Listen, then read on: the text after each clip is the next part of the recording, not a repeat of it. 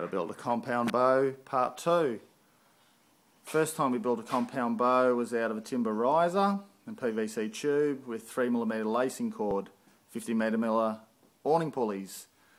Second one I made was a steel riser with the same but multi-strand Dacron string. Now the third one we're going to use with 2 pieces of PVC tube, one slotted inside the other, and also a 10mm fiberglass rod inserted into the middle of that as well.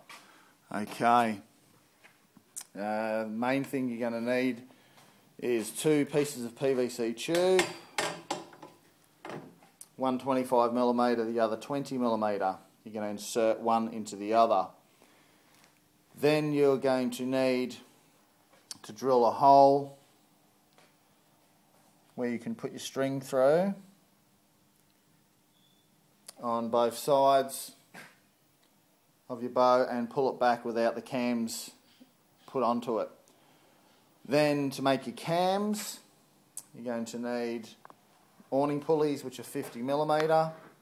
Grind the top off, punch the pin out, and then you've got your cam.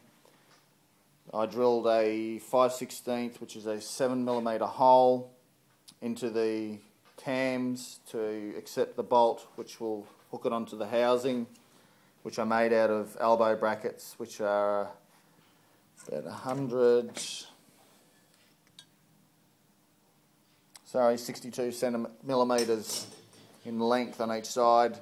Cut the tops off and then welded 2 together, and the holes that were there drilled out to 5/16 and pumped it out with 4 washers on either side of the cam.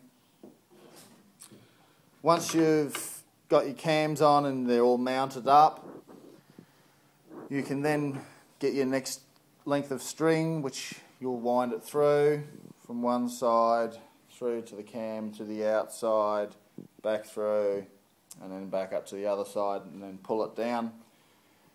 Take your string back off, take your cam off one side, then you insert 10mm fiberglass solid rod into both of the tubes that have already been pre-pulled. This is going to add about another 10, or maybe 5 to 10 pounds onto your bow and gives it a little bit more rigid strength. Also, I've just built a very basic arrow rest out of a propeller which came off one of my remote control planes. Also, your grip, you can use anything you like. I used some sticky sponge which I cut into shape and put on there, gives it a nice feel. This bow is probably about the same, maybe a little bit more strong than the one with the timber riser. Goes a little bit further, it's a little bit more quieter, and I dare say a bit more accurate. Alright, let's give it a go.